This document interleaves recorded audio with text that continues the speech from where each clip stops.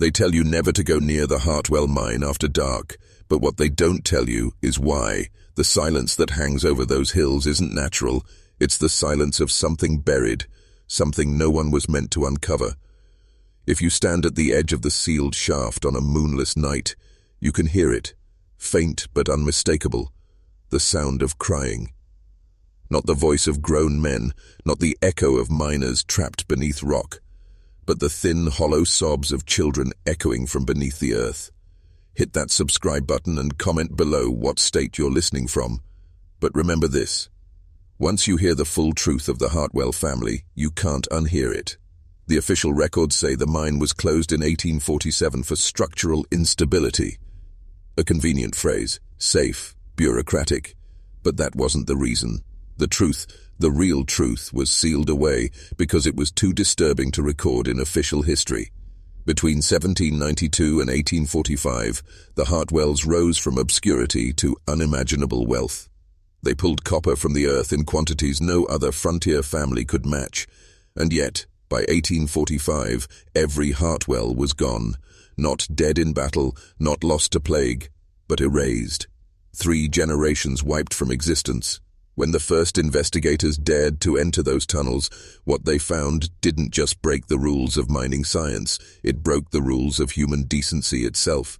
Records speak of techniques 50 years ahead of their time. But mixed with those notes were observations no miner should ever have written.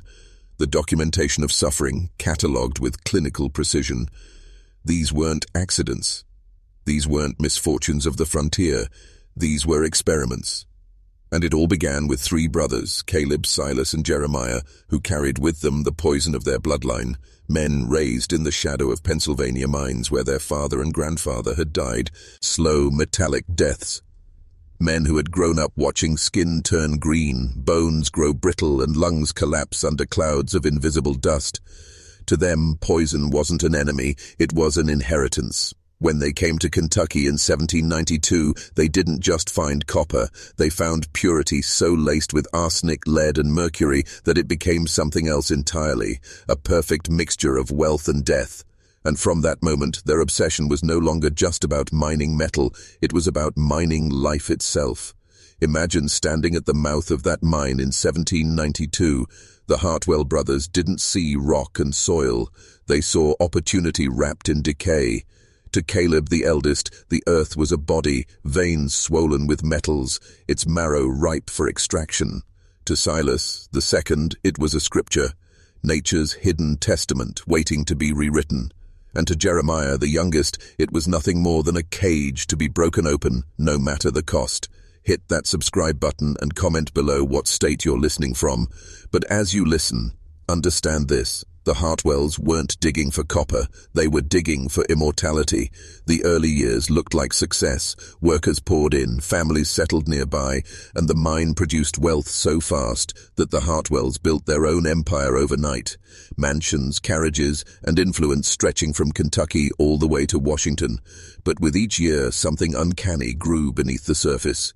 Miners whispered about the tunnels that weren't on any map. Passages that twisted at angles too precise to be natural, caverns lit not by lanterns but by a strange green glow that clung to the walls. Some swore they saw markings etched into the stone, symbols that had no place in frontier America, symbols that belonged to something older, something borrowed from civilizations long buried. Then came the disappearances. At first it were livestock, goats, dogs, horses. Then it was children. Never all at once, always one by one, stolen from the camp in the dead of night. Mothers wailed. Fathers demanded justice, but the Hartwells calmed them with gifts, land, money, food, and for a time people accepted the excuses. Wolves, runaways, accidents. The frontier was cruel after all, but the miners knew. They saw stains on the carts that weren't copper. They carried whispers from the depths, cries, laughter, the clinking of chains. One man swore he saw Jeremiah leading a boy into the black, holding his hand like a father, only to return alone hours later. By 1804, the town surrounding the mine no longer trusted the Hartwells, yet no one dared to leave. Why? Because the Hartwells had made them dependent, salaries, food, medicine, all tied to the mine. To leave was to starve. To stay was to gamble with something far darker. The Hartwells weren't just businessmen, they were wardens, and their mine wasn't a workplace, it was a trap. By 1809, the mine had already claimed more than its share of secrets, but it was in that year that the first official deaths could no longer be hidden, no longer disguised as frontier accidents. The records say it began with a cave-in. A team of 6 miners, all strong men, were sent into a newly opened shaft. The ground shook, the timbers snapped, and the tunnel collapsed. Only one man crawled out alive. His name was Eli Carter. His testimony, written in a shaky hand, still exists in the county archives. And what he described was not an accident. It was something worse. Hit that subscribe button and comment below what state you're listening from. Because if Carter was right, what happened that day wasn't just tragedy, it was ritual. He claimed the walls moved before the collapse, not crumbling, moving. He said they opened like a mouth swallowing the men whole. He heard them screaming long after the dust had settled, voices echoing not from beneath him, but from deeper in the rock itself, as though the stone had corridors no map could reveal. Carter insisted he saw torches ahead in the dark, carried not by miners, but by figures in robes, faces hidden. He swore Jeremiah Hartwell was among them, chanting words no Englishman should have known. The sheriff dismissed it. The coroner listed the deaths as mining casualties. But in the taverns, the whispers grew. People stopped calling it a mine. They called it the Moor. 2 months later, more deaths. This time, a boy named Thomas Greaves, 12 years old, employed as a powder runner. His body was found near the shaft entrance, broken bones, lips sewn shut with copper wire. The Hartwells ordered silence. They paid the family and land, silenced the town with food. But you can't silence terror. Mothers began hiding their children. Fathers carried rifles into the night. Yet despite the deaths, no one left. They couldn't. Every road out passed through Hartwell land. Every wagon needed Hartwell approval. Even the church was financed by Hartwell money. The preacher himself rumored to be on their payroll. The deaths were no longer accidents, they were messages. The Hartwells weren't warning the town to obey, they were showing them who owned their lives. The mine had stopped being an industry. It had become a grave dug not for the workers, but for an entire community that no longer knew how to escape. By 1811, the whispers around the mine had reached further than the town. Too many bodies, too many silences bought with land and coin. Eventually, even silence begins to rot. And when rot spreads, it attracts flies. In this case, the flies were men from the state capital sent under the banner of investigation. But listen closely. This was no rescue. This was theater. Hit that subscribe button and comment below what state you're listening from, because the truth is, the government didn't come to stop the Hartwells. They came to count the bodies and the profits. The official report claimed they were investigating unlawful work practices. What they did, instead, was set up camp on Hartwell land, eat Hartwell food, and drink Hartwell whiskey. The townspeople had begged them to stay impartial, to walk into the shafts themselves, to hear the screams that came at night from the stone. But those men never touched a pickaxe, never stepped beyond the first chamber. Still, one of them, an assistant named Robert Fenn, kept a private journal, and that journal, preserved in fragments, says something his superiors never admitted. He wrote of an unnatural stillness in the mine, of air so thick with rot it clung to his skin. He described symbols carved deep into the rock walls, circles intersected with crude figures like bodies bound and broken. And in one entry, he wrote of hearing a child crying in the dark, though there were no children anywhere near the shaft. Fenn tried to speak. He urged his commander to shut down the operation, but the Hartwells were untouchable. The officials filed a glowing report. The Hartwell mine is a model of frontier enterprise. They stamped it, signed it, and left with their pockets heavier than when they arrived. And then Robert Fenn vanished. His journal ends abruptly, mid-sentence. "They are watching me from..." and nothing more. His body was never found.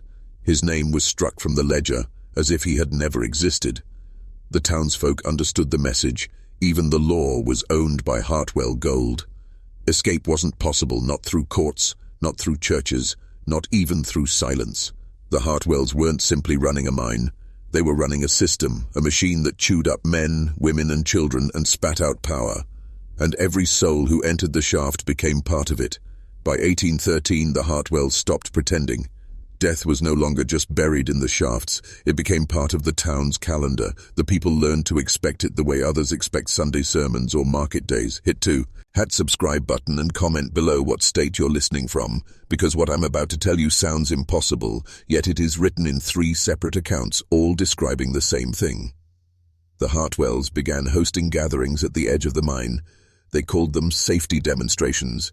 Events meant to reassure the community that the shafts were stable, that no one had reason to fear. But what unfolded was no reassurance. The family would gather the townsfolk in a circle at dusk, lanterns hung like stars over the pit mouth.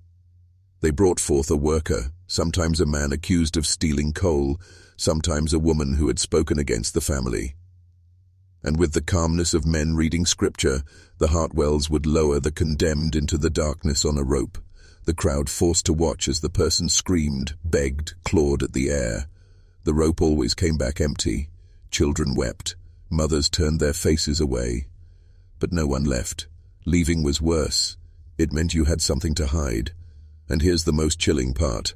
After the rope returned, the Hartwells would order everyone to stay silent. Then, from inside the shaft, came the noise. A grinding, wet sound. A sound no one could name. Some said it was the earth itself chewing. Others said it was the victims clawing at the stone. But those who heard it up close swore it wasn't human.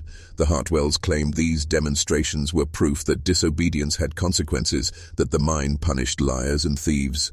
But the truth was simpler. They were weaving ritual out of terror, binding the town together through shared horror. And once something becomes ritual, it becomes sacred.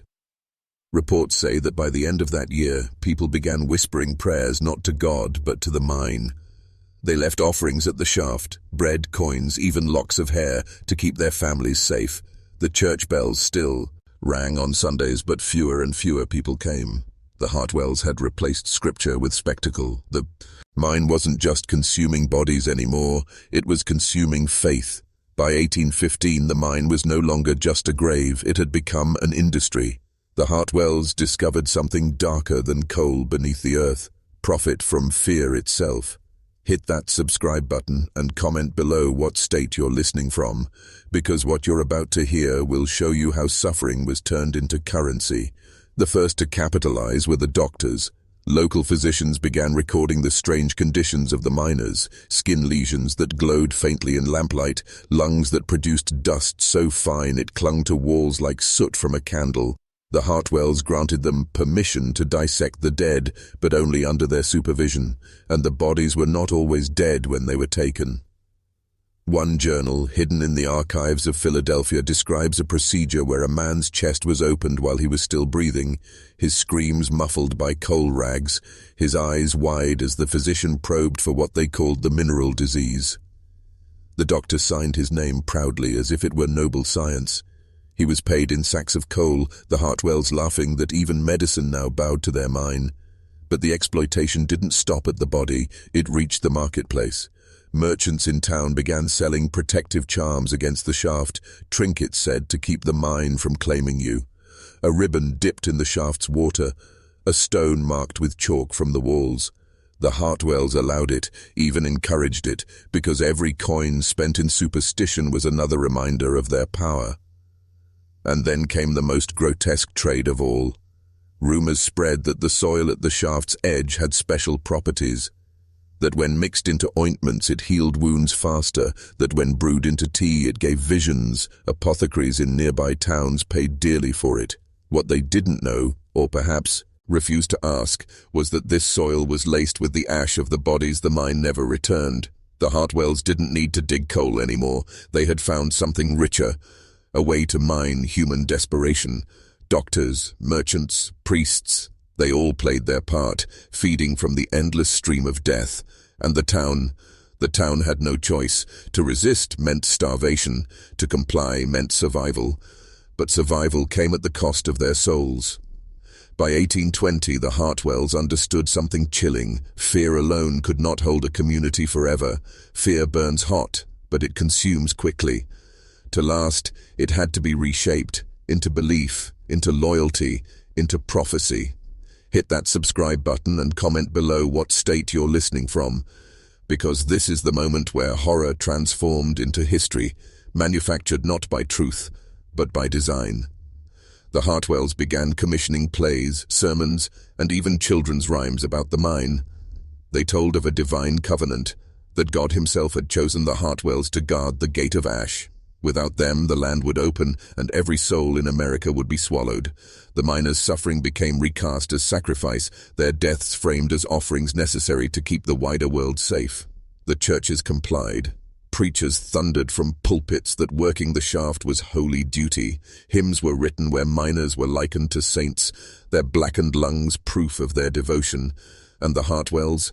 They sat in the front pews, their pale faces lit by candlelight, accepting praise like kings ordained by heaven. Children were taught nursery rhymes about the shaft, gentle songs warning them never to stray too close, but also reminding them that every family must give its part. One chilling verse survives in a notebook, one for the mine, one for the flame, one for the Hartwells who guard God's name. Even art bent to the family's wit. Early painters depicted the mine's entrance as a glowing halo, not a wound. Woodcut pamphlets were sold in town squares showing miners smiling as they descended, halos drawn crudely above their heads. The Hartwells turned slaughter into spectacle. Once a year they hosted a procession, the Night of Ash. The miners' widows were paraded through the streets, their grief made public, their tears framed as noble sacrifice. Crowds gathered, candles lit, chanting that the mine was salvation. The Hartwells walked at the head of the line, cloaked in black, holding crosses of coal. It worked. Fear hardened into ritual, and ritual into obedience. No one called it exploitation anymore. It was destiny. The Hartwells had rewritten the story so completely that even the victims bowed their heads in gratitude. And when outsiders questioned it, they were told simply, "You do not understand. Without the Hartwells, we would all be lost." By the 1830s, there were whispers, always whispers, of rebellion. Men had begun to wonder aloud if the Hartwells' power was nothing more than theatre. A few even tried to leave, hoping to escape the suffocating shadow of Ashwell's Gate. But history does not remember their names, and that silence, that erasure, is the greatest proof of how thoroughly the Hartwells crushed resistance. Hit that subscribe button and comment below what state you're listening from, because this is where horror ceases to be myth and becomes system, law, and legacy. The Hartwells owned the courts, of course. Any miner who dared defy their holy duty was branded a criminal, charged with desertion or worse, blasphemy. One case survives in the yellowed county records. A man named Elias Turner, 35 years old, accused of abandoning his post at the shaft. His sentence? Public lashing, followed by conscription back into the mine until his death. The judge who signed the verdict? A Hartwell cousin. Schools too became instruments of control. Teachers drilled into children that questioning the Hartwells was treason against both God and country. History lessons erased other possibilities. There was no America without the gate, no survival without the family's protection. To doubt was not only dangerous, it was unpatriotic. And when doubt still flickered, the Hartwells extinguished it through spectacle. Rebels were made examples of. Hanged at dawn in front of the mine's mouth, their bodies left to dangle until the coal dust blackened their faces like grotesque masks. The message was unmistakable. Resist, and you will not just die, you will vanish into the very darkness you defied. Over time, people stopped speaking the truth, even in private. Families tore out pages from diaries, children were warned never to ask questions, and widows burned letters from lost husbands for fear a single sentence might damn their bloodline. Whole generations grew up believing the Hartwell story was not invention, but inevitability. And so the final transformation occurred. The mine was no longer merely a place of work or even of death. It was doctrine. It had moved beyond rumor, beyond fear, beyond grief. It became unquestionable, encoded in law, culture, and the marrow of every family bound to it. The Hartwells had achieved what few families ever could. Not just control of bodies, not just control of wealth, but control of memory itself. By the time the 19th century ended, the Hartwells' story was no longer theirs alone. It had become the town story, the county's story, woven into legal codes, church sermons, and family rituals. What began as whispers about a cursed mine had hardened into a civic religion, and that transformation is what makes this tale more terrifying than any ghost or curse. Hit that subscribe button and comment below what state you're listening from. Because the truth here is not just about the Hartwells, it's about how power rewrites reality. The Hartwells were not soup-earned, natural beings. They were not prophets nor priests. They were opportunists. They recognized a single truth, that fear can be manufactured, refined, and enforced until it becomes indistinguishable from faith. They built an empire not from coal, but from obedience, and like all empires, it endured not because people believed, but because they could no longer afford not to. Notice the pattern. An everyday practice, mining, was cloaked in myth. That myth was legalized, ritualized, and medicalized until it produced both profit and loyalty. Fear became spectacle, and spectacle became propaganda. And when all was said and done, the system remained, so complete that even centuries later, people could not fully remember a time before it. The Hartwell curse, if we can call it that, was not about ghosts beneath the shaft. It was about the slow erasure of choice, the steady theft of memory, and the transformation of death into doctrine. The true horror was never the mine itself. It was how easily entire generations were convinced that their suffering was sacred. And that is why this story matters. Because what happened in Ashwell's Gate is not an isolated horror. It is the blueprint of systemic corruption, the kind that hides not in shadows but in laws, traditions, and the very stories families pass down as truth. The Hartwells may be gone, the mine may be silent, but the lesson remains. When power learns to control memory, resistance becomes impossible. And once belief has been engineered, the curse outlives its creators. The winter of 1891 settled over Ashwell's Gate like a burial shroud. By then, the Hartwells no longer needed chains, contracts, or threats to control the town. Their power had passed beyond fear. It had become belief. And belief is the deepest form of prison. Hit that subscribe button and comment below what state you're listening from. Because what unfolded here wasn't law, wasn't justice, wasn't rebellion. It was something far darker. The silent verdict of the people themselves. You said, verdicts aren't always declared in courtrooms. Sometimes they are whispered in kitchens, etched into prayer books, muttered in taverns between gulps of sour ale. In Ashwell's Gate, the verdict was simple. We will endure. We will obey. We will not resist. Miners coughed black into their wives' aprons, but went back to work the next morning. Mothers buried children who had wasted away from the mine's dust, but still blessed their sons as they walked into the tunnels. Preachers no longer spoke of heaven, they spoke of duty. And doctors? They became nothing more than the Hartwell's scribes declaring sickness to be the price of coal, as though human lungs were meant to burn like torches. What happened here was not a rebellion crushed, but a rebellion surrendered before it began. That is the most terrifying truth of Ashwell's Gate.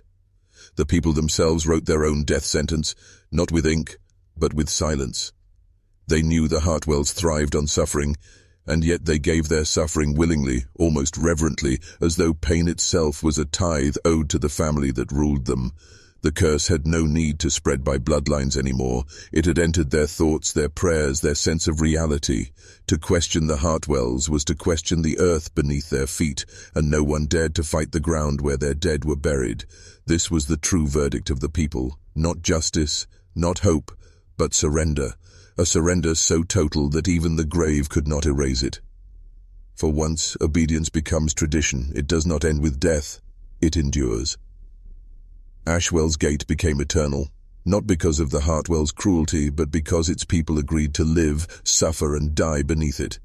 That is the darkest curse of all, not chains, not whips, but the silence of a people who choose their own servitude. There is no future without children. Yet in Ashwell's Gatters, the future itself was poisoned at its roots. By 1892, whispers began to spread not of rebellion, but of birth, or rather of what was being born. Hit that subscribe button and comment below what state you're listening from. Because what I'm about to tell you is not a story of labor and love, but of twisted lineage, of children marked before they could even speak. Infants came into this world pale, frail, their cries weak, as though they had already inhaled the mind's dust while still in the womb. Some bore strange blemishes across their skin, patches like coal smudges that never faded, no matter how much their mothers scrubbed. Others grew faster than expected, their faces thin and their eyes disturbingly hollow, as though something much older was staring out from within them. Midwives whispered that the Hartwells themselves had cursed the bloodline of the town. Some swore the family mixed their own blood into the soil where crops were planted, so that every loaf of bread, every jug of milk, carried the essence of their control. Whether superstition or fact, the result was undeniable. The children were not free. They were born already belonging to the gate. And here lies the most chilling truth. The parents did not resist. Mothers rocked their infants and sang lullabies not of freedom, but of duty. Fathers placed tiny hands on tools before they could walk, as though the child's first instinct should not be to play, but to serve. The curse of Ashwell's Gate was not only in the mines or the air, it was in the cradle itself. What kind of people raise their children to die before they've lived? People who no longer know they are alive themselves. That was the Hartwells' true genius. They did not need to break the adults, they needed only to shape the children. For if every boy grew up believing his only purpose was to crawl into the mine, and every girl grew up believing her body belonged to the gate, then resistance was not crushed. It was erased before it could even be imagined. Generations passed this way, each chill, dead carrying not dreams but the weight of a nightmare too old to escape. The curse of Ashwell's Gate was no longer just history, it was inheritance. By 1895 the Hartwells had grown clever. They no longer ruled only with the whip and the mine, they ruled with generosity, or at least the appearance of it. The mask of charity they wore was perhaps their cruelest weapon. Hit that subscribe button and comment below what state you're listening from, because this is where the trap becomes almost invisible, when cruelty hides behind kindness. The Hartwells built a schoolhouse, one room, a single stove in the middle, and a teacher whose wages came directly from the family estate. On the surface, it seemed like progress. Children would finally learn letters, numbers, perhaps even history. Yet what was actually taught was something darker. The books were censored, the lessons carefully crafted. The history was not of the nation, but of the gate.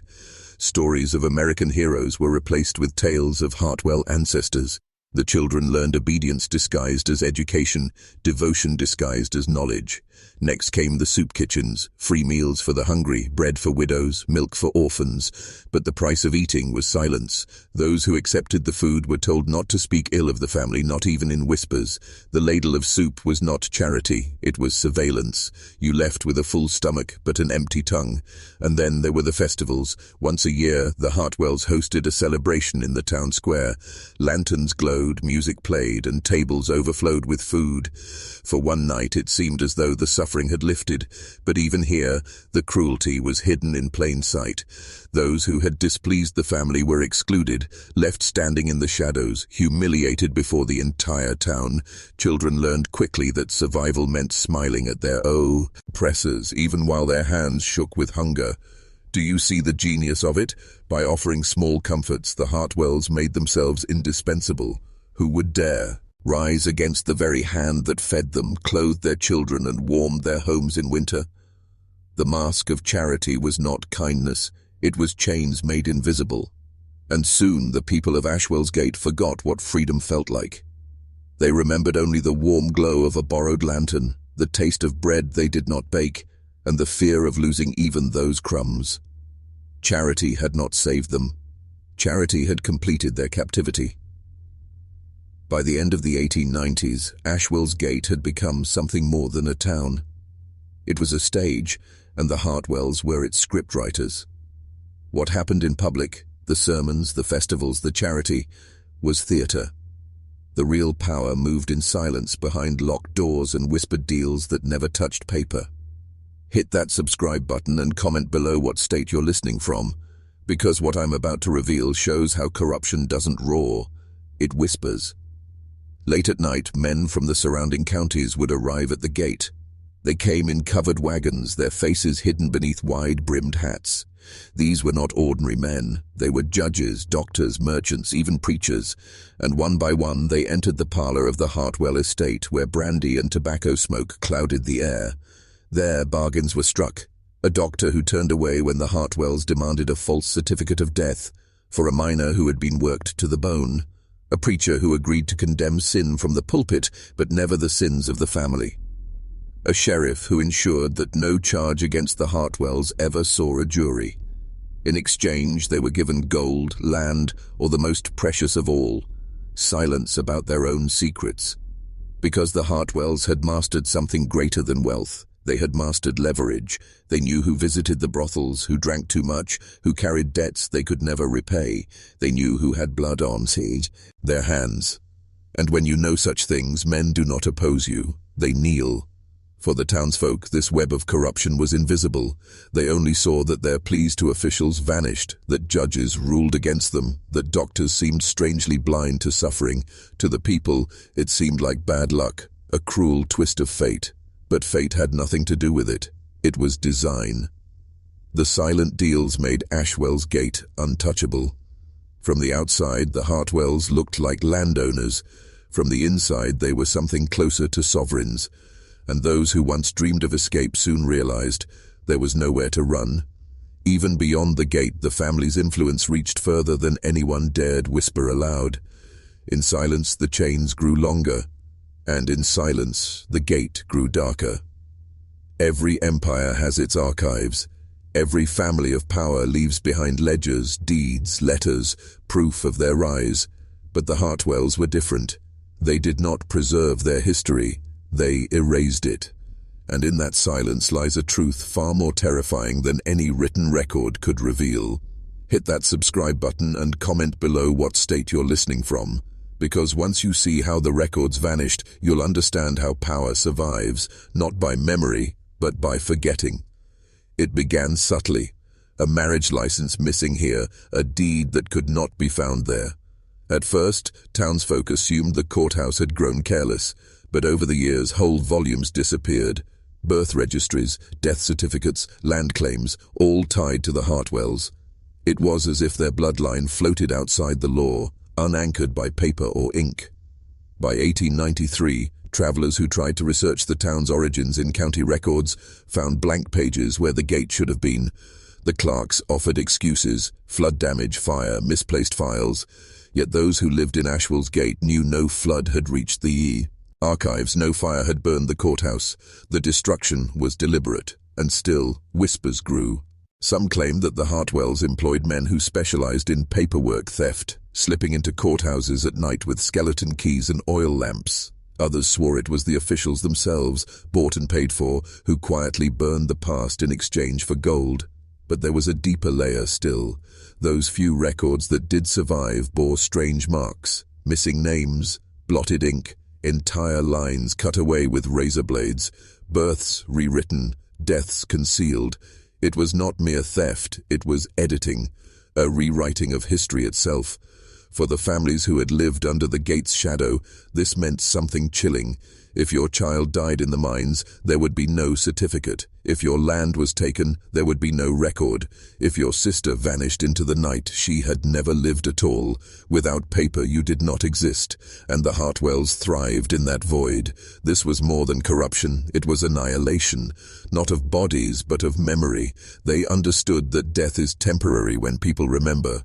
But when names are erased, when records are torn away, death becomes permanent, forgotten, unchallenged. The vanishing records were not just about hiding the Hartwell's crimes, they were about something larger, making sure no one could ever prove the town had bled at all. There are whispers of one book, one record the Hartwells could not destroy. A single ledger that refused to vanish, hidden away in the folds of time like a scar that will not heal. Those who claim to have seen it call it the Forbidden Ledger. Hit that subscribe button and comment below what state you're listening from, because this is not a story about paper and ink, it's about the proof of crimes too heavy for fire to consume. The legend begins in 1872 when a clerk named Elias Trumbull refused to obey. He'd been ordered to lose another stack of files tied to the gate. Land disputes, unexplained debts. H has tax collections that seemed to disappear into private pockets. But Elias did something dangerous. He copied them. By hand, word for word. He bound them in leather and he hid them in the basement of the county courthouse. For years no one knew, but by the time Elias died, rumors spread of a ledger that contained the truth. Lists of vanished workers, false marriages, names of men who never returned from the mines, and children claimed by the Hartwells, but never seen again. A book not meant to exist, yet too real to deny. The search for it began almost immediately. Strange visitors came to the courthouse at night. The sheriff insisted it had been destroyed long ago. But older clerks, whispering behind closed doors, swore the ledger was still there, passed secretly from one loyal hand to the next, always hidden, never burned. Some claim it was written in Elias's own blood, as though he knew ink could be forged but blood could not. Others say the pages shift, names appearing one night and vanishing the next, as though the book itself resisted the erasure the Hartwells demanded. And here is the most unsettling part. No one who claimed to have touched the ledger lived long. A railroad inspector died beneath the wheels of his own train. A journalist was found floating in the river, his pockets filled with stones. Even a state senator, who once hinted at a hidden record of Ashwell's Gate, was shot in broad daylight. His killer never found. Was the ledger cursed? Or was it simply that the Hartwells would never allow the truth to surface? Perhaps both. The forbidden ledger may still lie buried under stone and dust, waiting for someone reckless enough to open it. But those who seek it must ask themselves, what is more dangerous? The book, or the family determined to keep it hidden? There is one truth about power. It never sustains itself through words alone. Power requires ritual, ceremony, and performance, and the Hartwells knew this well. They built not just a house and a gate, but a stage where silence itself became worship. Hit that subscribe button and comment below what state you're listening from, because what happened in Ashwell's Gate was not religion, not politics. It was theater of fear, designed to bind the town's throat in silence. Every year, at the same time, the townspeople were summoned without summons. No letters were sent, no notices were posted, and yet they gathered. At midnight, families stood before the iron gate in hushed rows, their faces pale in the torchlight. No priest spoke, no hymn was sung. Instead, the ritual was silence itself. 30 minutes of unbroken stillness, eyes cast downward as though the air itself could punish disobedience. The children did not understand. They fidgeted, whispered, and sometimes even laughed. That is, until they were dragged forward by the elders, forced to stand nearest the gate where the shadows seemed to breathe. The lesson was clear: speak out of turn, and you will be swallowed. The Hartwells never addressed the crowd. They didn't need to. From the balcony above, they simply watched, cloaked in black, unmoving, as if carved into the house itself. Their silence was more commanding than any sermon. And when the half-hour ended, the crowd dispersed without a word, each person retreating to their homes, carrying fear with them like a second skin. But there were darker whispers.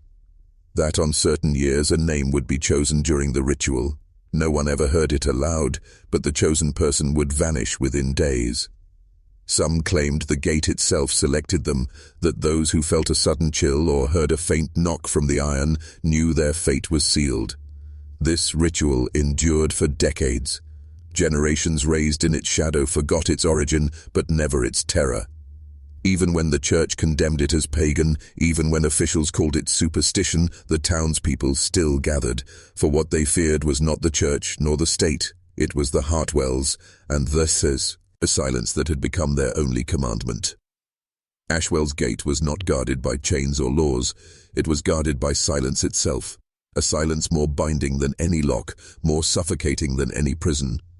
And those who broke it never returned to speak again. Children should be symbols of innocence, laughter, and uncorrupted futures. But in Ashwell they were instruments, raw material shaped by fear, silence, and ritual. The Hartwells understood that to control a town, you must control its children. Break their spirit young, and they will grow into obedient shadows of their parents.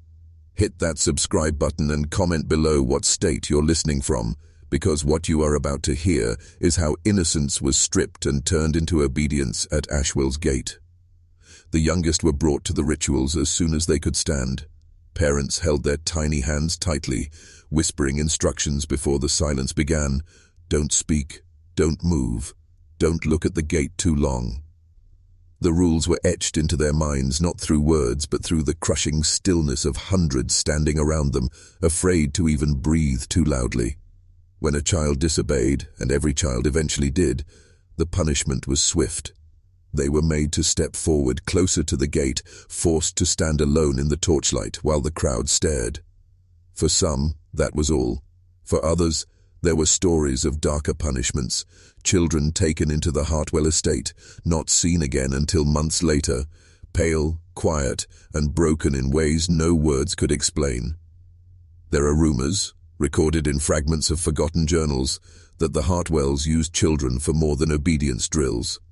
Some spoke of the chosen playmates, children brought into the manor for the amusement of Hartwell heirs.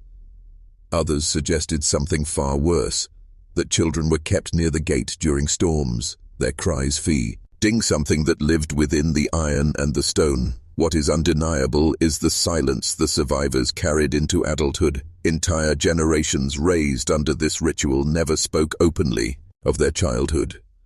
They lived cautiously, as if their voices might still summon the gate's wrath. Even when they left Ashwell, moved to cities and raised their own families, they carried the same practices, never speaking of certain nights, never questioning why silence could feel so suffocating. The children of Ashwell's gate grew into adults who could not remember laughter without fear. They became the perfect disciples, broken before they ever had a chance to resist. And through them, the Hartwells ensured that their control was not temporary. It was generational. Because if you can chain a child's voice in silence, you do not just control the child, you control the future. Every town has its haunted house, its whispered place of dread. In Ashwell, that place was not a ruin or an abandoned barn, it was the Hartwell estate itself. Among its endless halls and locked chambers, one room in particular stood apart, whispered about in tones too hushed to even be called gossip. They called it the Forbidden Room. Hit that subscribe button and comment below what state you're listening from, because what was hidden inside this single chamber reveals the darkest truth of the Hartwell power. The Forbidden Room was not large, but no servant dared to approach its door. They said the door itself breathed, expanding with each storm as if inhaling something from the night. The brass handle burned cold to the touch even in summer, and the lock was unlike any crafted in town. It was old. Older than the house, older than Ashwell itself, some claimed. Only the patriarch or matriarch of the Hartwell family held the key. Even their children raised to inherit every cruelty were forbidden to enter. Those who disobeyed, those curious enough to try, were punished in ways so severe that even whispers of it died within days. One boy, a Hartwell cousin, was said to have vanished entirely after bait and caught near the door.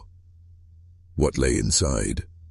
Survivors spoke of faint sounds seeping through the walls, whispers like dozens of voices speaking at once, never aligning, always clashing. Sometimes it was crying, other times laughter.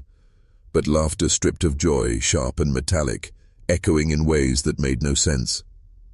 Servants claimed that on storm nights, when lightning struck, the whispers rose to screams that seemed to rattle the very bones of the house. Some theories emerged over the years, that the room was not a room at all, but a vault, holding relics brought from Europe, artifacts steeped in rituals older than Christianity. Others believed it was a prison, a place where sacrifices were kept until the night of silence demanded their blood.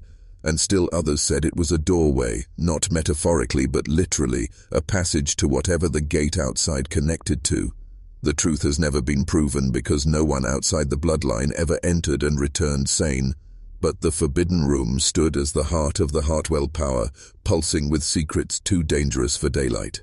And when the estate finally burned decades later, witnesses swore the fire leapt unnaturally high from that very chamber, as if the house itself was trying to bury what should never have been known. In every twisted dynasty, there are those whose voices are never heard, yet whose suffering forms the backbone of its power. In Ashwell, it was not the men who bore the greatest torment, but the women. Mothers, daughters, sisters and wives were bound in silence, carrying burdens that no confession could ever release. Hit that subscribe button and comment below what state you're listening from, because what these women endured was not merely tragedy, it was systemic design engineered by the Hartwells themselves. The Hartwell women were groomed from girlhood to serve not as individuals but as vessels. Their marriages were not chosen but calculated, often binding them to cousins or distant kin, ensuring the bloodline's purity. Each pregnancy was watched with obsession, as though the womb itself was a battleground where fate was decided. When a child was born malformed, or worse, stillborn, the blame fell squarely on the mother. She carried not only the grief but the accusation of weakness, her body judged as unfit for the family's dark legacy. Servants whispered of bruises hidden beneath long sleeves, of women who never laughed, of lullabies sung not to comfort but to mask the cries of the unwanted. Some women vanished entirely, their existence erased from family records. Officially they had died of fever. In truth, they had either fled or been silenced.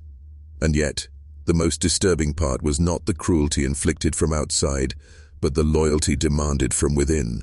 Hartwell women were expected to participate in rituals they despised, to dress their daughters in ceremonial gowns for nights they could not bear to remember, to smile at gatherings where blood was offered in candle-lit rooms.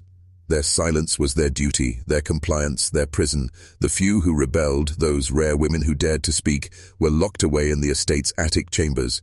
There, madness became both weapon and excuse. She was unwell, the men would say. She imagined things. But the townsfolk knew better. They had seen pale hands waving from barred windows and heard lullabies sung into the night, soft, trembling, broken. The women of Ashwell did not wield the Hartwell curse, but they bore its weight. They were not the masters of its rituals, but the victims who made its continuation possible. And though their voices were silenced in life, the echoes of their suffering linger in every account, a shadow that refuses to be erased. For the true story of Ashwell is not just about power, it is about the bodies broken to sustain it. Beneath the fragrant blossoms of the Ashwell orchard, where apples swayed in the wind like offerings to some unseen god, the ground concealed a truth no harvest could sweeten. For among the roots, beneath the soil carefully tended by generations, lay the smallest graves, those of children who never lived long enough to speak their names. Hit that subscribe button and comment below what state you're listening from. Because what I'm about to reveal is not folklore. It's evidence of a design that turned innocence into sacrifice. The orchard was the pride of the Hartwell estate, its fruit said to be sweeter than any in the county. Families would come from miles around to purchase cider pressed in the old barn, unaware that the very earth nourishing those trees had been watered with sorrow. Local records tell of dozens of infant deaths within the Ashwell family line, children who lived only days, some mere hours. Yet the official cemetery holds no stones for them. Instead, whispers spoke of midnight burials among the orchard rows, tiny boxes lowered into hastily dug earth, prayers murmured not for salvation but for secrecy. Why the orchard? Some claimed the family believed the trees could absorb the curse, that by burying their dead children there, the cycle of misfortune would be contained in fruit and soil. Others believed it was darker still, that the orchard's abundance came not from God's blessing, but from blood-fed roots. After all, year after year, while neighboring farms suffered blight and drought, the Hartwell orchard flourished with unnatural vigor.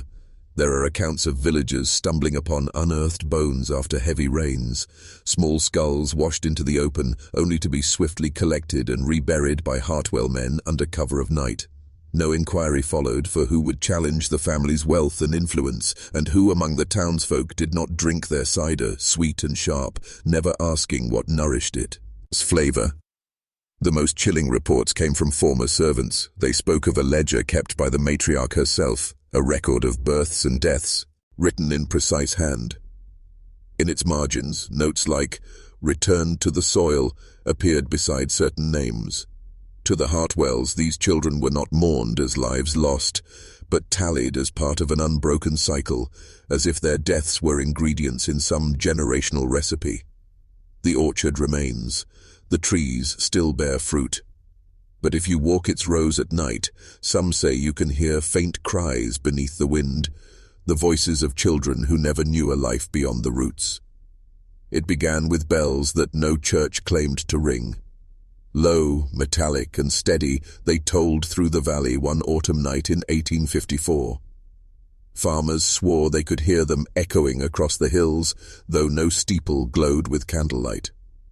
And then came the procession, black-robed figures, faces hidden, carrying lanterns that burned with a dim, unnatural flame. Hit that subscribe button and comment below what state you're listening from. Because what I'm about to describe was not a festival, not a funeral. It was a ritual the town was never meant to witness. The Black Procession, as it was later called, moved from the old Hartwell chapel toward the orchard, their steps silent on the dirt road as if muffled by unseen hands. Some villagers, curious or foolish, followed at a distance. They claimed the figures were not all men. Some walked with a stoop, bodies twisted, their shadows falling in shapes no human frame could cast. Others carried bundles swaddled like infants, though no sound of crying came from within. At the orchard's edge, the procession halted. A circle was formed, lanterns raised, and from within the group came a sound. A low chant, rhythmic, guttural, in no language known to scholars or preachers of the day. Witnesses swore the ground trembled, that the apple trees groaned as if alive, their branches reaching toward the figures like arms in supplication. Then the lantern flames changed. No longer pale, they burned black, swallowing light instead of casting it. Those watching from afar reported feeling their own breath pulled from their lungs, as if the night itself demanded tribute. Some fled, but a few remained, rooted by fear. What they saw next was never recorded in official papers, but passed down in whispers. The bundles were opened, and inside lay not children, but effigies crafted of wax and bone. Each was laid at the orchard's roots, and as they touched the earth, the chanting grew frenzied. When dawn came, no trace of the procession remained. Yet the ground bore marks of countless feet, pressed deep into the soil. The trees that year yielded more fruit than ever before, though those who ate it claimed the cider turned bitter on their tongues as if tainted by something unholy. The Black Procession was never spoken of publicly again, but families who saw it told their children to avoid the orchard after dark. For they knew what walked that road was not merely human, it was a covenant, renewed in shadows, binding the Hartwells to something older, hungrier, and far more patient than time itself. In the fall of 1855, a new doctor arrived in town. His name was Elias Morton, a man trained in Boston, proud of science and unshaken by superstition. He was called to the Hartwell estate when a young servant girl fell ill, coughing blood and raving in fevers. What he discovered there would mark him for life. Hit that subscribe button and comment below what state you're listening from, because what this man saw inside that house wasn't disease, it was ritual. Dr. Morton examined the girl in a candle-lit chamber. Her arms bore strange markings, not rashes, not scars, but symbols carved deliberately into her flesh. She muttered phrases between convulsions, sounds he recognized from no human tongue. Around her bed, jars filled with black liquid lined the shelves. Vases, each sealed with wax and stamped with the Hartwell crest. Morton demanded to know what they were, but the family brushed him off, insisting he treat the years illness and leave. He did not leave. Instead, he searched the house while the family slept. In the cellar, he found records dating back to the early 1700s, handwritten journals describing ceremonies, births that should not have been possible, and deaths that were never reported. The Hartwells had been experimenting not with medicine, but with blood. Their notes spoke of binding the line, of feeding the root, and of the orchard's true harvest. Morton realized he was standing in the middle of something that defied both science and faith. When he confronted them, the patriarch Silas Hartwell warned him plainly, "Doctor, this family does not exist for men like you to understand. You may heal the body, but you will never unmake the covenant." Morton fled that night, carrying a stolen ledger hidden beneath his coat. Weeks later, he tried to present it to officials in Boston, but no one would listen. The ledger vanished during transport, and Morton was branded a liar, accused of fabricating stories to ruin a respected family. His reputation crumbled, his practice closed, and he disappeared from medical circles within a year. Yet whispers persisted. Some claimed Morton wrote a second copy, hidden in a sealed chest buried in the hills beyond the valley. Others say he destroyed it himself, fearing it carried a curse. But one truth remains undeniable. The Hartwells survived the scandal untouched, while Elias Morton, the doctor who dared to speak, was erased as if he had never existed. By 1856, the Hartwell estate had become a prison not just for blood, but for those who served it. The family hired their maids and workers from far-off towns, ensuring that no one nearby would notice when they went missing. Among them was a young Irish servant named Bridget Callahan, barely 17, who would become the first to defy the family's grip. Hit that subscribe button and comment in and below what state you're listening from, because Bridget's story is not just about fear, it's about what happens when someone sees the truth and dares to run. Bridget had been sent to polish the library floors late one evening when she overheard a conversation through the door. The patriarch, Silas, and his eldest son, Edwin, were discussing the orchard and the price of the root. But their words shifted from farming to names of servants who had worked there before her, each one marked for the harvest. She froze as her own name was spoken, followed by a date only days away. That night she resolved to escape. But the Hartwells watched their household like hunters. Doors were bolted, windows sealed with iron clasps. Only the laundry wagon, rolled out to the river once a week, ever left the estate without scrutiny. Bridget hid herself among the linens, her breath shallow, her prayers whispered. She nearly made it. The wagon creaked down the road, crossing the orchard that glistened under the moonlight. But then, a sound, whispers rising from the trees themselves, voices not carried by wind but by something deeper, rooted. The horse stopped. The driver stepped down, and there, waiting among the rows of apple trees, was Edwin Hartwell. Bridget was dragged back to the house, her cries echoing across the orchard. For days no one saw her again. Then one morning the servants found her apron hanging from the gate, soaked in something dark that was not water, not paint.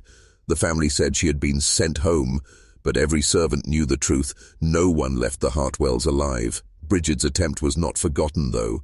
Her defiance planted seeds of unease among the others, and from that unease would come more whispers, more risks, and eventually another attempt at rebellion. Because in the Hartwell estate, silence was survival, but every prison, no matter how careful, lie built, always carries within it the possibility of escape. From the road, the Hartwell orchard looked like prosperity itself, rows of apple trees stretched into the horizon, their blossoms white in spring, their fruits red in autumn. But anyone who had stood beneath their branches at night knew there was something unnatural about that soil. The roots were too thick, too dark, and the fruit too heavy, as though nourished by something other than water and sun. Hit that subscribe button and comment below what state you're listening from, because what you're about to hear is not a tale of farming. It's the story of how blood turned into fruit and how a family built its fortune on something unspeakable. Servants whispered that the orchard grew strongest after a death in the house. A stable boy once swore he saw Edwin Hartwell burying something deep between the trees after midnight, something wrapped in linen, far too large to be a bundle of tools. A week later, the apples on those very branches swelled to a size no one had ever seen, their skin shining as if varnished, their taste sweet but oddly metallic. The townspeople noticed too. Buyers from nearby villages said Hartwell apples lasted longer, tasted richer, and fetched higher prices than any other harvest. Ministers praised them as a gift from Providence. But Providence had little to do with it. Every year that brought more disappearances seemed to bring a more bountiful crop. Then came the stories of the roots themselves. A servant digging near the orchard claimed he struck not stone but something softer, rounder, what looked like the curve of a skull. He told no one officially, fearing the Hartwells, but his drunken whispers in the tavern carried far. People laughed, brushed it off, until another servant whispered of bones surfacing after heavy rains, quickly gathered by Edwin at dawn. The orchard was no mere farmland. It was the family's graveyard, their altar, their factory of silence. And the Hartwells were not just farmers, they were harvesters of life itself. The trees were nourished by what was buried beneath them, and the town, unknowingly, was complicit every time they bit into the fruit. The irony is cruel. The very people who feared the Hartwells also lined up to buy what the orchard produced, feeding their children with apples grown from the soil of the missing. The Hartwells had created the perfect cycle, death feeding life, life feeding wealth, and wealth silencing questions. That orchard was more than a field. It was a monument to what happens when a family chooses profit over humanity and when a community chooses hunger over truth. It always begins with a child. Not the men who drink too much, not the women who whisper at church, but the children, because they see what others refuse to. In the Hartwell household it was Thomas, a boy of only 12, thin as a reed, with eyes too sharp for his age. He was the one who noticed the patterns others ignored. Hit that subscribe button and comment below what state you're listening from, because sometimes the most dangerous witness is not a detective, not a priest, but a child who has seen what should never be seen. Thomas had been taken in as a servant, a charity case after his parents died in a fire. The Hartwells gave him a roof, clothes, food. But what they didn't know was that the boy didn't sleep much. He wandered at night, restless, curious, and it was in those hours that he saw the truth. He saw Edwin Hartwell dragging something heavy across the orchard soil, grunting as though it were dead weight. He saw the eldest daughter, Clara, slipping out with a lantern, her dress already stained before the sun rose. And he heard things, sounds in the cellar that weren't rats, cries muffled too quickly, prayers whispered in a language not heard in church. The boy began to keep notes, scraps of paper hidden under a loose floorboard in his quarters, crude drawings of bones, trees with roots that wrapped around faces, circles he had seen carved into the earth. He didn't know the meaning, but he knew enough to be afraid.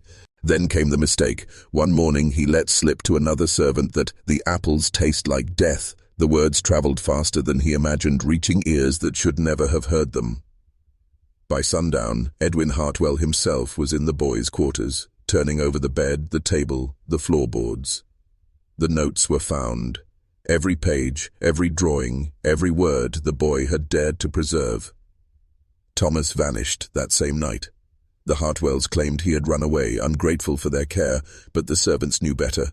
They whispered that the orchard grew greener that spring, that the apples shone brighter, as if the soil itself had been fed with the boy's silence. The irony was this: in trying to record the truth, Thomas became part of the very story he hoped to expose. He was the first to put the Hartwells' darkness into words, and the first to be erased for it. It was whispered that once every season the Hartwells hosted a gathering no one dared speak of by name. Not a party, not a dinner, but something older, something masked. The townspeople only knew that carriages arrived in the dead of night, their wheels wrapped in cloth to soften the sound, carrying guests who never gave their names.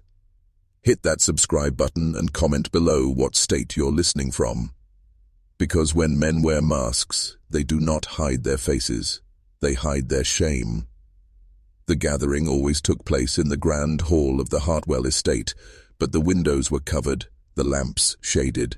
No light escaped, no sound traveled beyond the walls. Servants were dismissed hours before, except for a chosen few who were sworn to silence, or perhaps too terrified to ever speak. What occurred inside became the fuel of rumor. Some said it was a masquerade, harmless in appearance, yet the masks were not of silk or porcelain, but of bone, leather, and twisted iron. Others claimed it was a council of The powerful men and women who dictated the fates of whole counties while pretending to dance. But the darker whispers told of rituals, songs that were not sung in any church, gestures that did not belong to celebration but to sacrifice. One servant who once slipped through a door swore he saw a circle of guests, each masked, each holding a candle. At the center lay something covered in cloth, writhing as though alive. The boy who saw it did not live long enough to describe what happened next. What gave the gathering its true terror was not the secrecy but the aftermath. Always, after these nights, the town suffered. A family would vanish, leaving their house unlocked, supper still warm on the table. Crops in one field would rot overnight, blackened as though touched by fire. And sometimes, just sometimes, a child would be found wandering the road at dawn, dazed, barefoot, and unable to recall their own name. The Hartwells explained it away. They spoke of wolves, of storms, of bandits. Yet everyone knew the wolves did not wear masks, storms did not walk in carriages, and bandits did not leave their victims breathing but broken. The masked gatherings continued for years, and with each one, the Hartwells' power grew, while the town sank further into silence. Dr. Elias Morton had served the Hartwell family for nearly 2 decades. He was a man of science, trained in the new schools of medicine, yet he carried himself with the restraint of someone who had seen too much. In the town, people trusted him until the night he made his confession. Hit that subscribe button and comment below what state you're listening from, because when a doctor finally speaks, it is not to heal, it is to release the sickness he has carried in silence.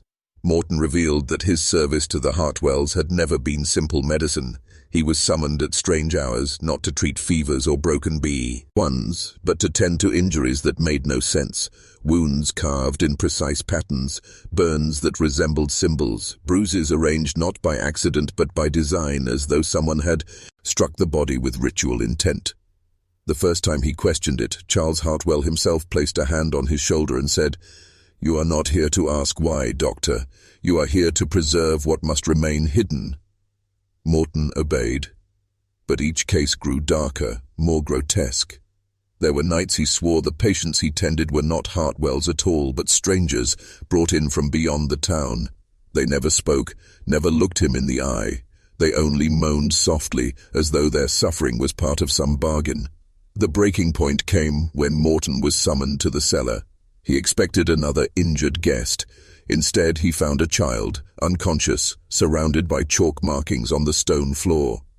The Hartwells stood in a circle, silent, masked, their eyes fixed on him. "Heal this one," they said, "for he is not yet finished."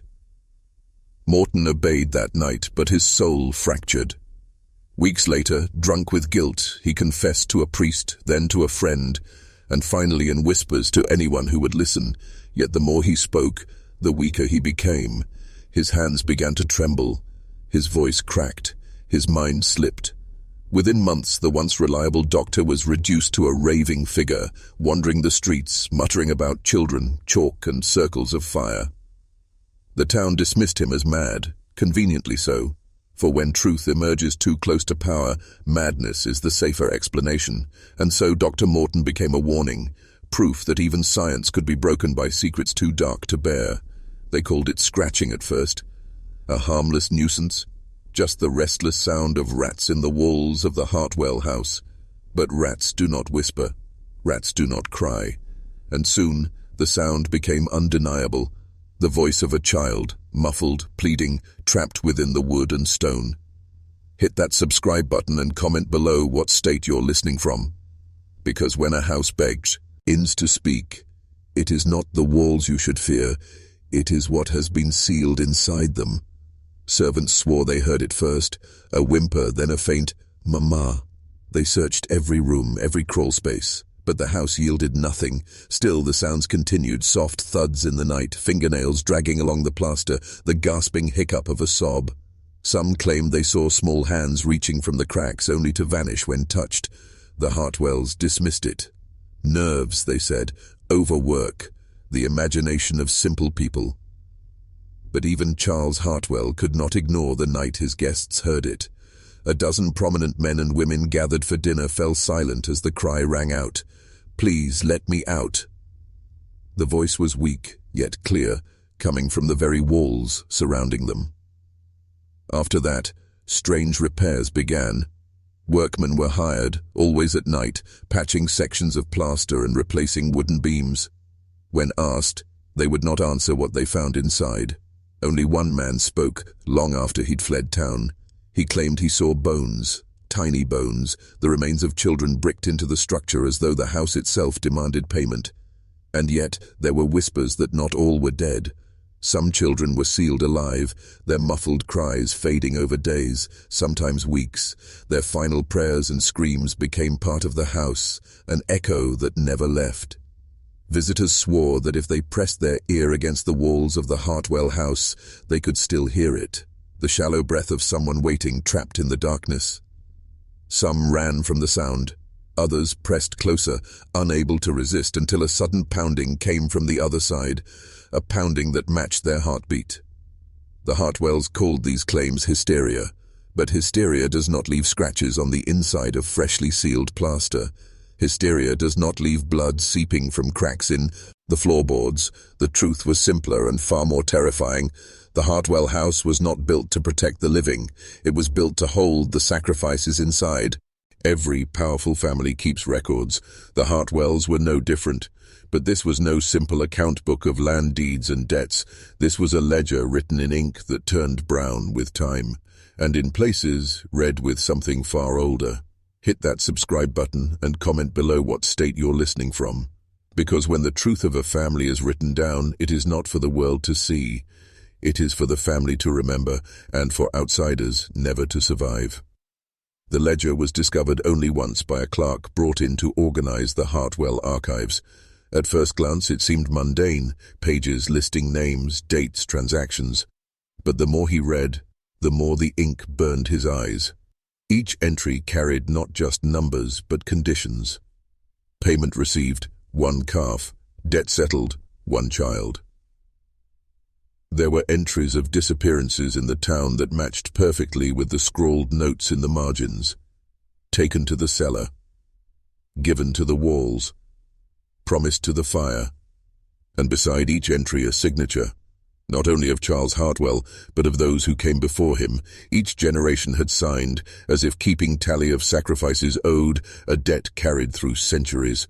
The clerk ran from the house that night, trembling, clutching only one ripped page as proof. He tried to tell others, but by morning he was found dead in his own bed, his tongue blackened, his hands stiffened into claws. The page he had stolen was gone. Some say the ledger was destroyed, burned in one of the many accidental fires that plagued the estate. But others claim it was hidden, passed along through the Hartwell bloodline, protected like scripture. A record not of money, but of souls, a family Bible of the damned. Rumors tell of a final page, written in a hand that did not belong to any Hartwell, a hand that was too precise, too perfect, as if carved into the paper rather than inked. On that page was not a name, but a number that counted down. No one knows when it will reach 0. But the Hartwells knew, and they feared it. For the ledger was not simply keeping track of debts, it was a contract, and contracts demand to be fulfilled. The Hartwells never celebrated Christmas, not in the way others did. They had their own holiday, their own gathering, a ritual whispered about in town as the Black Feast. Outsiders thought it was nothing more than gluttony, the kind of decadent banquets wealthy families loved to throw. But those who lived close enough to hear the sounds coming from the manor on that night knew better. Hit that subscribe button and comment below what state you're listening from, because the truth about feasts like these is simple. They were not meant for celebration. They were meant for feeding something that did not walk in daylight. The Black Feast began at midnight, when all clocks in the house were stopped, their hands frozen to keep time from moving. Curtains were drawn, mirrors covered, and candles lit in a circle of salt. Servants carried in roasted meats and spiced wines, dishes piled so high that the tables sagged beneath the weight. Yet the food was not meant for the Hartwells, not entirely. At the center of the feast sat a single chair, always left empty, draped in black cloth. Plates of food were placed there too, but never touched by any human hand. By the time dawn came, the plates were empty. No one ever saw the food consumed, yet the grease was gone, the bones sucked clean, the wine cups drained. Witnesses claimed to hear chewing in the silence, slow and deliberate, echoing from the empty chair. Some swore they saw the cloth dip, as if pressed down by an unseen weight. But the food was not always enough. On certain years, the feast required more. When debts in the ledger grew too heavy, the family would bring in a guest, a traveler, a servant, sometimes even a neighbor. They were seated at the table, offered drink, and told to eat. By the second cup, their hands shook. By the third, they could not rise from their chair. What happened after was never recorded in writing, but neighbors reported screams, shrieks that were cut off, swallowed as if by the night itself, and when morning came, the Hartwells would emerge pale, tired, yet smiling. The house reeked of meat and ash, but there was no body to be found. The Black Feast was not a holiday. It was a contract renewal, a reminder that the family did not eat alone. In most towns, a bell was a symbol of life. It rang for weddings, for funerals, for Sunday services. But in the Hartwell estate, the bell tower was different. It did not toll with joy, nor did it guide mourners to graves. In fact, it did not toll at all, not in the way anyone expected. Hit that subscribe button and comment below what state you're listening from, because tonight you'll learn why silence itself can become more terrifying than sound. The Hartwell's bell was cast in 1782, forged from metal that locals swore had been taken from a battlefield. Its sheen was darker than any other bell in the county, and when it was raised into the tower, birds fled the trees. But the strangest thing, it almost never rang. Instead, townsfolk claimed they heard it when no one touched the rope. Late at night, when storms rolled across the hills, a deep vibration would travel through the soil, rattling windows, shaking dishes, and chilling blood. The sound was not like metal against metal, it was closer to a groan, as though the bell itself were alive and straining to be heard. Sometimes the bell would ring silently. Farmers reported seeing its great bronze mouth swing in the moonlight, yet no sound came. Dogs howled, infants wailed, and cattle pressed against their stalls in terror. The silence was worse than any noise, for it made the air feel heavy, thick with something unseen. And when the bell did toll audibly, it never meant anything good. 1 toll, someone in the house would fall ill. 3 tolls, a death in the family. 7 tolls, someone from the village would vanish before morning. The most chilling account came from a maid who fled the Hartwell service in 1839. She told investigators that the family gathered at the foot of the tower on certain nights, waiting. When the bell swung, they knelt, not in fear, but in obedience. She said they listened as if hearing instructions whispered through the vibrations, orders from something not of this earth. Her testimony was dismissed, of course. She was called hysterical, unreliable. Yet 3 weeks later, the same bell tolled 13 times at midnight, and by dawn, the maid's body was found in the river, her mouth packed with iron shavings. The silent bell was not just a marker of time. It was a voice that only the Hartwells obeyed. Every house has noises, settling wood, the scurry of mice, the sigh of old beams. But in the Hartwell estate, the walls carried something different, something that spoke back. Hit that subscribe button and comment below what state you're listening from, because what hid inside those walls was not vermin or timber, but a presence that sounded like a child who should not have been there. The first reports came from visiting ministers in the 1820s. They described hearing scratching behind the parlor paneling, followed by a faint, rhythmic tapping, too measured to be rodents. When they leaned in, they swore they heard whispers, not words, but the cadence of speech, like someone muttering secrets through the plaster. By the 1840s, guests spoke of hearing a child laughing from within the corridors at night. The laughter was thin, high-pitched and wrong, echoing as if bouncing through hollows that had no end. More chilling still, it was always followed by weeping, the sound of a little girl sobbing so softly that the walls themselves seemed to ache with grief. Servants said the child was most active near the east wing where the nursery once stood. But that nursery had been sealed for decades after a tragedy the family never acknowledged. Records hinted at a daughter who died young, though no burial was ever found in the churchyard. Some whispered the girl had not died at all, at least not in the way most children do. One chambermaid recounted pressing her ear to the nursery wall and hearing clear words, "Let me out." She fled, but weeks later she was discovered catatonic, her fingernails torn and bloody, as though she had clawed at walls trying to reach something or someone. Travelers who spent a night at the estate claimed they awoke to see small hands pressing outward from beneath the wallpaper, thin impressions of fingers dragging slowly across the surface as though a child trapped inside was trying to escape. But when the wallpaper was torn away, nothing was there, only cold stone. The most unsettling part? The voice seemed to know names. Guests reported hearing their own names whispered in the dark, spoken in the innocent lilt of a child, and once the voice called to you, the scratching followed you from room to room like the walls themselves were listening. The Hartwells called it nonsense, but servants had another name for it. They called it the child who never stopped growing. Every tale has an ending. Every descent must reach the bottom. For the Hartwells, the bottom was not death, but the door no one dared to open. Hit that subscribe button and comment below what state you're listening from. Because this last door was not a passage to another room, it was a threshold the family built to keep something locked away. Deep beneath the east wing, past the servant corridors and the damp cellars, there stood a narrow stone arch bricked over in haste. At first glance it looked like nothing, just another wall, but when lanterns flickered near it, shadows bent unnaturally, pooling into the seams of the mortar as though light itself was being swallowed. Records from 1811 mention the sealing of the threshold, but give no details. Family journals, when legible, spoke only in fragments. It must never open. The child cannot cross. The debt is contained. What debt? What child? The entries never explained. Over the years, several tried to pry the bricks loose. None returned whole. One mason who worked the cellar renovations in 1852 disappeared entirely. His tools were found stacked neatly against the wall, his lantern extinguished, his body never recovered. Those who lived above claimed they heard him still, hammering faintly from the other side, as though trapped inside a space that should not exist. His tapping echoed at night, always 3 knocks, always answered by 2. A rhythm like a dialogue between worlds. By the 1870s, servants swore the bricked arch was breathing. They described hearing soft inhalations, slow exhalations, as though the stones themselves contained lungs.